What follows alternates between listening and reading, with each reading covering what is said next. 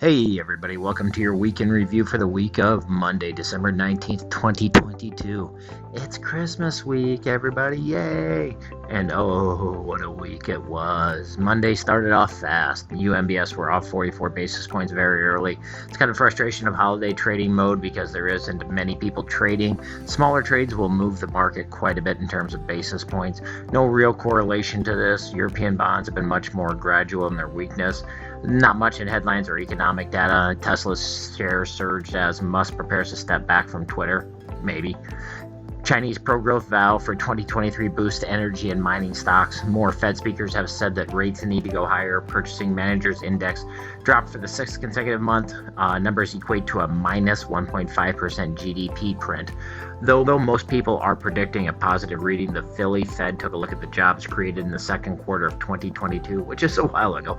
According to government estimates, the economy added over 1 million jobs in April, May, and June of this year. Using more comprehensive data, the Philly Fed found that job growth was barely positive. Only about 10,000 jobs were added, which highlights how difficult the Fed's job is when determining this stuff because they can base it off of one set of data that might not be correct. While inflation numbers are the motivating factor in Fed policy, the strength of the labor market has been the justification for hyper-aggressive policy of sequential 75 basis point increases. If labor market is actually tighter than it thinks it is, they might have overshot it at this point and need to chill out a little bit. So nobody really knows what data they're using. That said, when you look at the preponderance of the data out there, the Philly Fed estimate looks like an outlier. So if everything else is different than this, then maybe Philly Fed is the one that is off. The labor market is indeed tight when you look at job openings, the unemployment rate, and wage increases. Builder confidence dropped again, but I'm kind of sick of hearing about that from those babies. You still are basically selling stuff as fast as you can build them. So those of us in the mortgage business can say cry me a river on that one. At the end of the day, the UMBS was down 42 basis points. The 10-year Treasury was up 11 basis points, and the S&P was down about 35 points. We're in that very tight trading range with a convergence of different factors. So we have a ceiling at 101.671, and then a triple floor that is made up of the 25-day moving average, the 100-day moving average, and then a stochastic, or I guess a Fibonacci line at 100.758. Not a lot of data this week, so market fundamentals are going to drive the market and probably people talking like the Fed. And then on Tuesday the 20th, another fast day. UMBS were down a half point early. Rough start to the week between the 2 days. Happy holidays, y'all. Skinny is the Bank of Japan surprised everybody in the market by changing their yield curve control policy. Say that 5 times real fast. It was previously capped the 10-year yields at 0.25%, and now they're allowing them to rise to 0.5%. So this creates a different aspect of competition in the marketplace for government debt. As Barry Habib reported, not one of 47 Bank of Japan watchers saw this coming. We also got housing starts, so it came in at an annual rate of 1.427 million on a 1.4 million forecast. It was 1.434 million previously, down 16% year over year. Housing permits came in at 1.342 million versus a 1.485 million, way lower than we need it to be. Again, that's down 22% year over year. Economic data released yesterday was limited to the NAHB Housing Market Index, which fell for the 12th consecutive month to the lowest point since mid-2012, with the exception of a short period during the pandemic. High inflation and high mortgage rates are causing builders to struggle with keeping housing affordable for home buyers. A lot of factors going into this, including the price of land, price of permits, how long it's taking for permits, price of lumber, all that stuff. So there are a lot of things coming into play, though.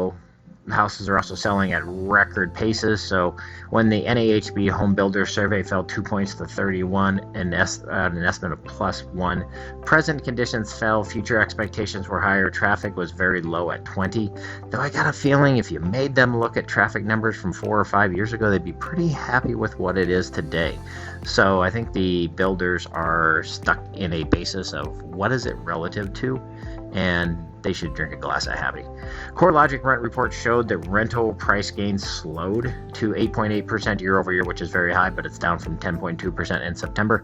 The NBA came out with its new forecast for 2023. If we had a loan for every time they updated their forecast numbers, we'd have a lot of loans. Total originations are expected to fall to 1.9 trillion. The first quarter of 2023 is projected to be the nadir of this cycle, with total originations to fall to 345 billion before increasing to 510 billion in the second quarter, where it will begin to increase throughout the year. To put 2023 in perspective, it'll be similar to 2018 and much better than 2014. Though I know a lot of people that made a lot of money in those years, so stay at it out there, folks. Mortgage rates are expected to fall through 2023, the 30-year mortgage rate falling to 5.2% at the end of the year.